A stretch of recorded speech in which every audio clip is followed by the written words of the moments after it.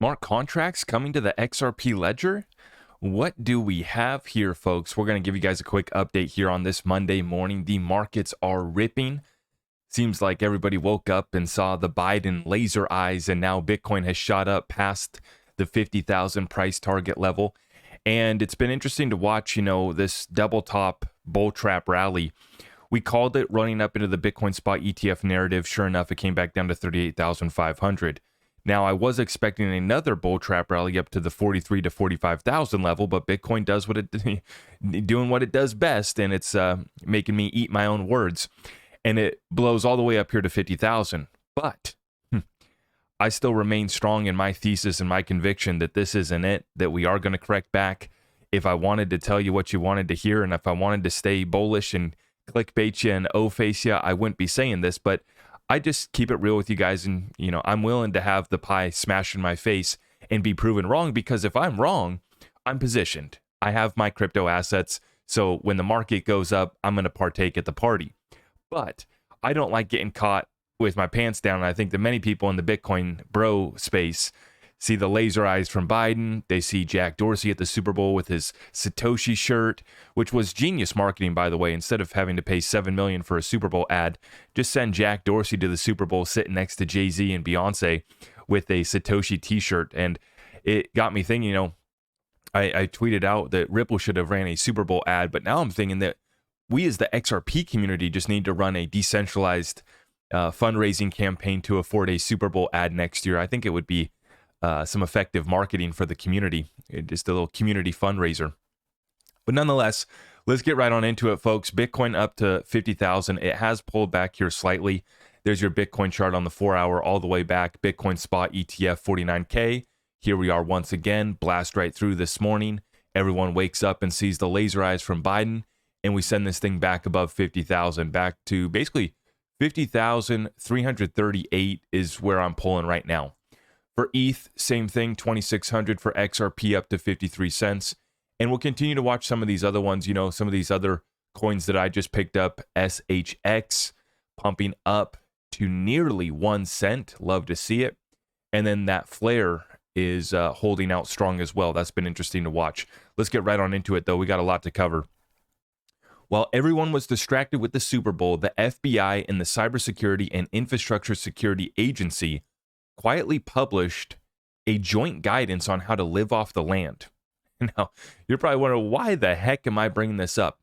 Because this relates back to the multiple black swan threat scenarios that we face, and it appears that they know something's about to happen. Warning of coming attacks by China as they're letting, well, I can't even read this off, but this is a TikTok video shared here, and it's an FBI and CISA published guide to living off the land techniques. And they're specifically citing how we have hackers that are getting, attacks at our grid, at our critical infrastructure. And this is why we need to stay ready right now. And I'm not talking about ready for, the internet to go down, but I'm talking about all the threats. Grid getting down, banking app being hacked. Who knows what's going to happen? I mean, you got weather events taking place. And this is why we, from a fundamental basis, want to make sure that we have all of our preparations made to ride out any of this. At the same time, I'm incredibly bullish long-term on, risk-on assets. I think that Powell's going to open back up Pandora's box. He's going to print it as we go into the election. And I think that they're going to turn it up a notch.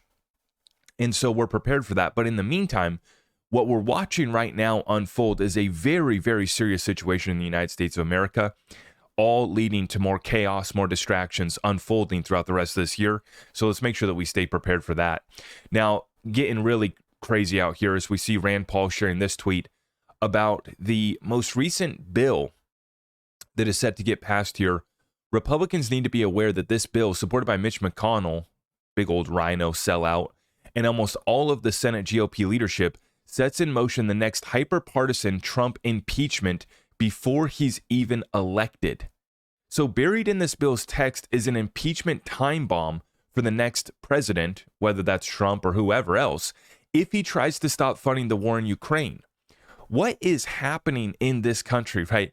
Now, we haven't declared war. We haven't done so since World War II. And even if we wanted to declare war, we're broke and bankrupt and bust. And this is what I keep on bringing it back to, but it's not stopping the DC swamp from continuing to pass through this stuff. And what's the big threat? What's the big issue? They're so concerned that they got to slip in an impeachment clause into this bill. And no one even reads the bills anymore, barely anybody. And, they're hundreds of pages, thousands of pages. And, it's the Inflation Reduction Act, even though everything in the bill just adds to more inflation. It's the Protect the Border Act, or whatever this one's called. Completely opposite every single time.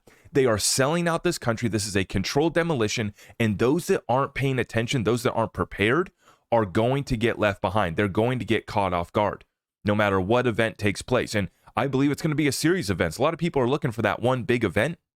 We have a series of events that are playing out that we need to be watching and mindful of and understand how it's going to come back to affect our pocketbooks, our investments, and our businesses. Now, when we look around the world, there is a desire to get away from the US dollar, but then there's also a need to get away from the US dollar. And this is being seen, obviously, countries like Russia have shifted away because they've had to. We froze all their assets. Then on the other end of the spectrum, you have countries that have expressed a desire to get away from the US dollar, and now we're starting to see them move forward with those plans. Now, they've been talking about this one for a while, but it looks like it's coming up again here. Zimbabwe may back its currency with gold in an effort to end exchange rate instability. Here it comes. It always starts with one. And as we've been saying, this goes to a commodity-backed system that settles on distributed ledger technology, right? The real value in this world is in the commodities like gold, silver. You're talking about energy production, right?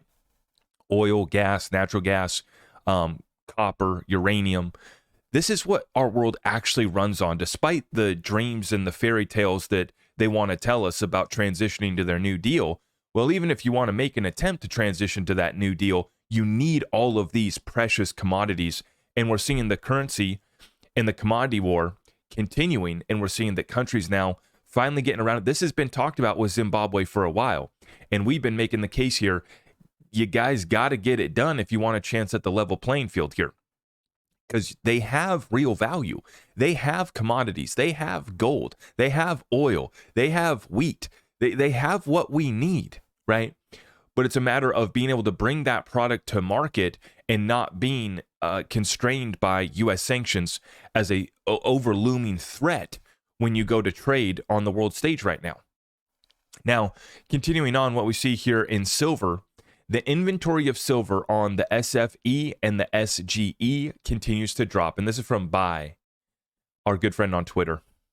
Chinese institutions are calling for the opening general import business of silver to increase import. If the government opens up, the international silver price will jump. If not approved, the vaults of silver will be depleted.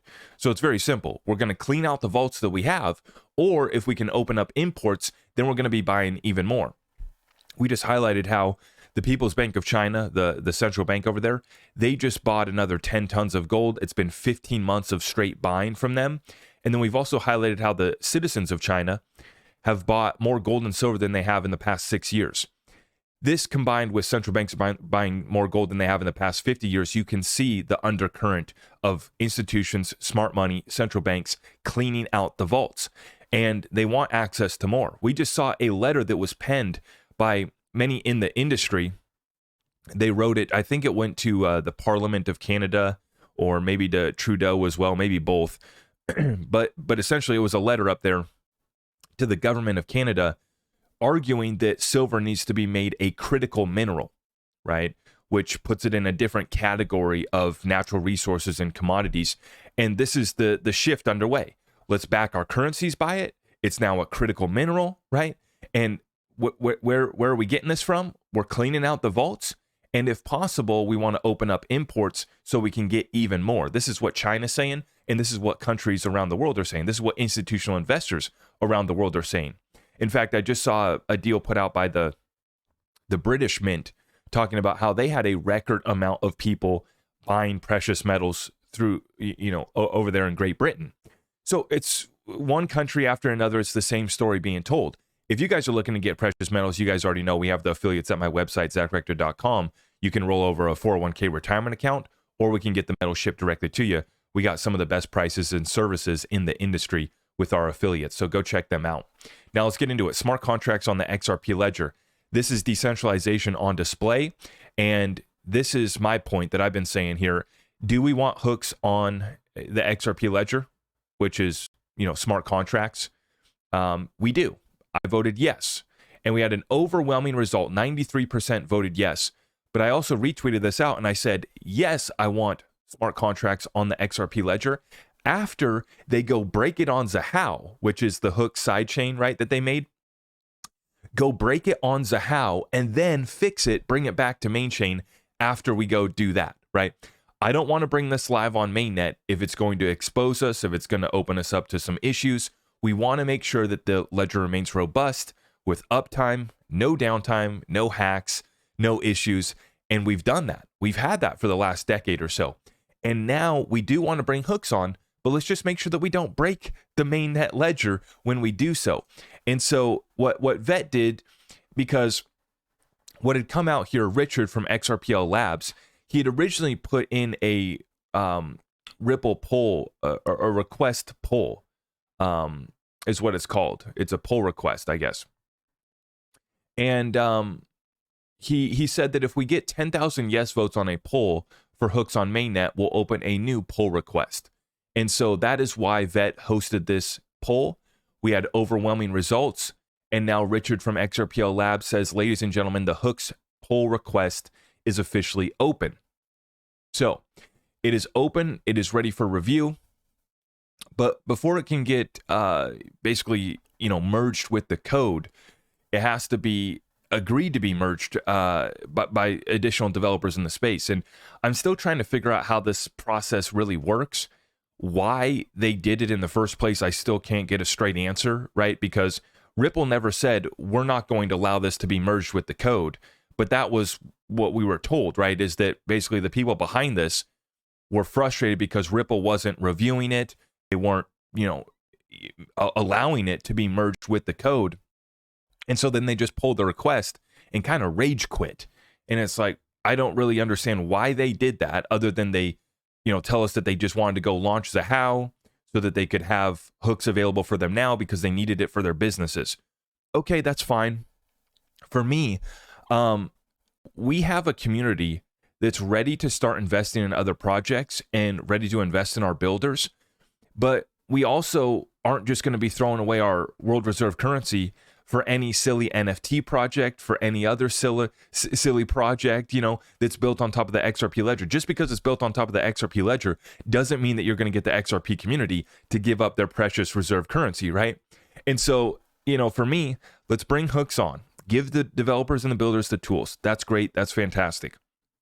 As long as we make sure that the ledger remains robust, this is fantastic. What I also like is, potentially what I believe that Ripple is kind of pushed for, and this is just my opinion, is that Ripple sees a group of different blockchains and ledgers surrounding and kind of accompanying the XRP ledger. And you're talking about Flare, we're talking about Zahao, and they've been doing the big push behind the EVM sidechain that settles with XRP as a gas token. So between EVM sidechain, Flare, Zahao, I mean, we really have smart contracts all around us. And then with the EVM, it's going to come through the XLS38 cross-chain bridge, we'll have interoperability with all those as well, which keeps the ledger kind of lean for payments, right? And for me, my big concern too is I want to make sure that the AMM gets added to the XRP ledger, which is set to be added here in the next month or so. And I want to make sure that we can handle the throughput that we're going to be getting through the AMM before we add on hooks. Because when we add on AMM, that's going to add a lot of, transactions to the ledger. When we add on hooks, that's going to add even more. And that's a big change to the code base as well, too. I'm no technical developer, so it's kind of above my head. But nonetheless, I'm excited to see a massive year of utility coming to the XRP ledger. And that's why I remain as bullish as ever. You guys already know the deal. Let me know in the comments down below what you think about smart contracts coming to XRP ledger. And I will see you guys in the next one. Take care. God bless. I am your host, Zach Rector. I really appreciate all of the love and support. If you want to support the channel, just remember that you can start by smashing that thumbs up for me, sharing this content far and wide, and everything else is at my website.